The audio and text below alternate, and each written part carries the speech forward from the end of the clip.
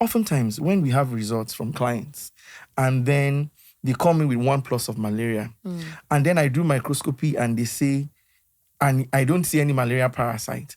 And then they are querying the results. And then we now say, okay, let's do the automated machine. You find out that a whole lot of times the result comes back and then you are seeing 0% of RBC parasitized. The most I've ever seen is 0.1. Wow. Which is actually not even clinically significant. So that is actually underlining the fact that, we over-diagnose. And it's because some of these technicalities, the people that are there do not really understand it. And I also think, again, the pressure. I mean, we were having this discussion not too long ago that sometimes a patient comes to you, you have to treat as a doctor. And then, because malaria symptoms are not specific, and you tell the person, you don't think the person has malaria, the person brandishes you a bad doctor.